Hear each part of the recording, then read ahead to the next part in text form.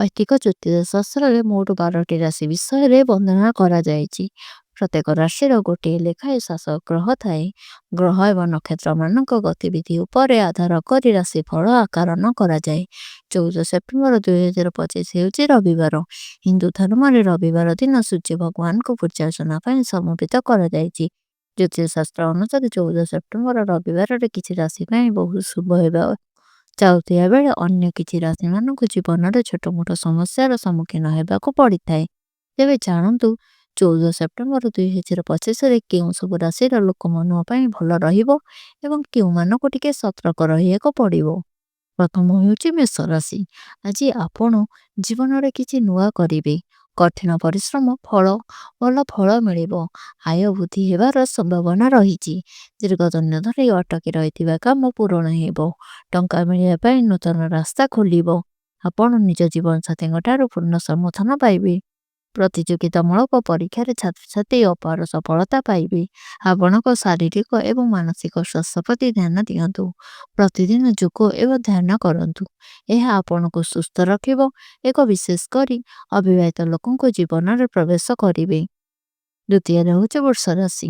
ଆଜି ଆପଣଙ୍କ ଆର୍ଥିକ ସ୍ଥିତି ଦୃଢ଼ ହେବ, କିନ୍ତୁ ଟଙ୍କା ସହିତ ଜଡ଼ିତ ନିଷ୍ପତ୍ତି ଭାବିଚିନ୍ତି ନିଅନ୍ତୁ। ଖର୍ଚ୍ଚ ବଜେଟ୍ ଅନୁସାରେ କରନ୍ତୁ। ଦୀର୍ଘକାଳୀନ ଆର୍ଥିକ ଲକ୍ଷ୍ୟ ଉପରେ ଧ୍ୟାନ ଦିଅନ୍ତୁ। ପାରିବାରିକ ଜୀବନରେ ସୁଖ ଏବଂ ଶାନ୍ତି ରହିବ। ମନ ଖୁସି ରହିବ। ଆପଣ ଏକ ନୂତନ ସମ୍ପତ୍ତି କିଣିବାକୁ ଯୋଜନା କରିପାରନ୍ତି। ଅଫିସରେ ଭଲ କରିବେ। ନୂତନ ଲୋକଙ୍କ ସହିତ ସାକ୍ଷାତ କରିବେ। ଆପଣ ସାମାଜିକ ବହୁତ ମାନ ସମ୍ମାନ ପାଇବେ। କୌଣସି ପ୍ରତିବନ୍ଧକ ବିନା ପ୍ରତ୍ୟେକ କାର୍ଯ୍ୟ ସମାପ୍ତ ହେବ। ପ୍ରେମ ସମ୍ପର୍କରେ ମଧୁରତା ଆସିବ। ପରବର୍ତ୍ତୀ ରାଶି ହେଉଛି ମିଥୁନ ରାଶି। ଆଜି ଆପଣ ପୁରୁଣା ନିବେଶରୁ ଭଲ ରିଟର୍ଣ୍ଣ ପାଇବେ। କ୍ୟାରିୟରରେ ବହୁତ ଅଗ୍ରଗତି କରିବ। ନେତୃତ୍ୱ ଦକ୍ଷତା ଏବଂ ସୃଜନଶୀଳତା ସହିତ ଆପଣ କାର୍ଯ୍ୟଗୁଡ଼ିକୁ ସହଜରେ ପୂରା କରିବାକୁ ସମର୍ଥନ ହେବେ। ପାରିବାରିକ ଜୀବନ ସୁଖ ଏବଂ ଶାନ୍ତି ରହିବ। ଅଭିନବ ଚିନ୍ତାଧାରା ସହିତ କରାଯାଇଥିବା କାର୍ଯ୍ୟ ଭଲ ଫଳାଫଳ ଦେବ। ବସ୍ ଆପଣଙ୍କ ପ୍ରଦର୍ଶନକୁ ସନ୍ତୁଷ୍ଟ ହେବେ। ସାମାଜିକ ସ୍ଥିତି ଓ ପ୍ରତିଷ୍ଠା ବୃଦ୍ଧି ପାଇବ। ଆପଣଙ୍କ ସାଥୀଙ୍କ ସହିତ ସମ୍ପର୍କ ଦୃଢ଼ ଏବଂ ଗଭୀର ହେବ। ଆପଣଙ୍କ ଶାରୀରିକ ଏବଂ ମାନସିକ ସ୍ୱାସ୍ଥ୍ୟ ପ୍ରତି ଧ୍ୟାନ ଦିଅନ୍ତୁ। କର୍କଟ ରାଶି। ଆଜି ଆପଣଙ୍କ ଆର୍ଥିକ ସ୍ଥିତିରେ ଉନ୍ନତି ହେବ। କ୍ୟାରିୟରରେ ଉନ୍ନତି ପାଇଁ ନୂତନ ସୁଯୋଗ ମିଳିବ। ପାରିବାରିକ ଜୀବନରେ ସୁଖ ଶାନ୍ତି ରହିବ। ସମ୍ପତ୍ତି ବିବାଦରେ ସମାଧାନ ହେବ।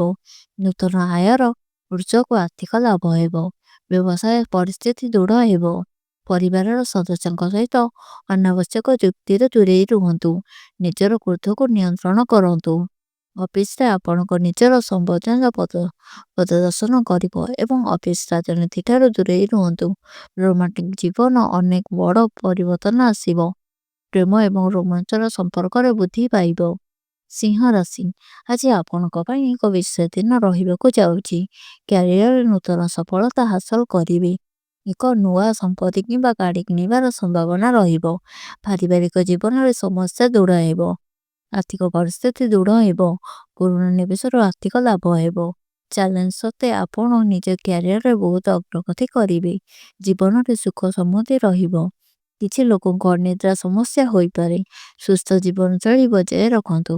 ଅବିବାହିତ ବ୍ୟକ୍ତିମାନେ ଆଜି ଏକ ବିଶେଷ ବ୍ୟକ୍ତିଙ୍କ ପ୍ରତି ସଂଲଗ୍ନ ବଢ଼ାଇବେ। କନ୍ୟା ରାଶି। ଆଜି ଆପଣଙ୍କ ଜୀବନରେ ଅନେକ ସକାରାତ୍ମକ ପରିବର୍ତ୍ତନ ଆସିବ। ଘରେ ସୁଖ ସମୃଦ୍ଧି ବୃଦ୍ଧି ପାଇବ। ପାରିବାରିକ ଜୀବନ ଖୁସି ହେବ। ଭ୍ରମଣ କରିବାର ସମ୍ଭାବନା ରହିବ। କାର୍ଯ୍ୟାଳୟ ପରିବେଶ ଅନୁକୂଳ ହେବ। ସହକର୍ମୀଙ୍କ ଠାରୁ ସମର୍ଥନ ପାଇବେ। ଦଳଗତ କାର୍ଯ୍ୟରେ କରାଯାଇଥିବା କାର୍ଯ୍ୟ ଉତ୍କୃଷ୍ଟ ଫଳାଫଳ ଦେବ। ଶିକ୍ଷାଗତ କାର୍ଯ୍ୟରେ ଆପଣ ଅପାର ସଫଳତା ପାଇବେ। ଟଙ୍କା ଆସିବାର ବୃଦ୍ଧି ପାଇବ। ଧନ ବୃଦ୍ଧି ହେବାର ସମ୍ଭାବନା ରହିବ। ପ୍ରେମ ଜୀବନରେ ଅନେକ ରୋମାଞ୍ଚର ମୋଡ଼ ଆଣିବ। ଆପଣଙ୍କ ସ୍ୱାସ୍ଥ୍ୟ ପ୍ରତି ବେପରୁଆ ହୁଅନ୍ତୁ ନାହିଁ। ପ୍ରତିଦିନ ଯୋଗ ଏବଂ ଧ୍ୟାନ କରନ୍ତୁ। ଏକ ସୁସ୍ଥ ଖାଦ୍ୟପେୟ ଗ୍ରହଣ କରନ୍ତୁ। ଏହା ଆପଣଙ୍କୁ ସୁସ୍ଥ ଏବଂ ଶକ୍ତିଶାଳୀ ରଖିବ। ପରବର୍ତ୍ତୀ ରାଶି ହେଉଛି ତୁଳା ରାଶି।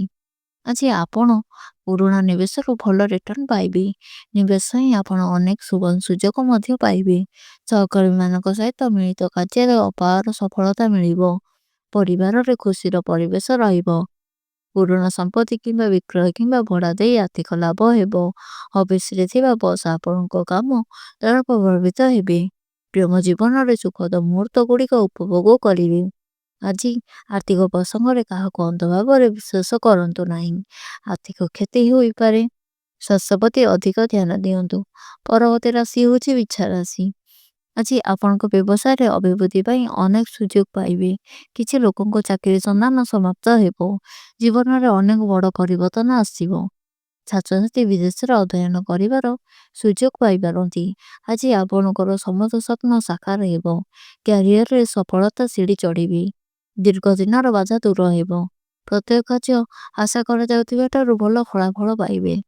ଆରାମ ଏବଂ ବିଳାସପୂର୍ଣ୍ଣ ଜୀବନ ବିତାଇବ। ଆପଣ ନିଜ ସାଥୀଙ୍କ ଠାରୁ ପୂର୍ଣ୍ଣ ସମର୍ଥନ ପ୍ରେମ ଓ ସମର୍ଥନ ପାଇବେ। ପରବର୍ତ୍ତୀ ରାଶି ହେଉଛି ଧନୁ ରାଶି।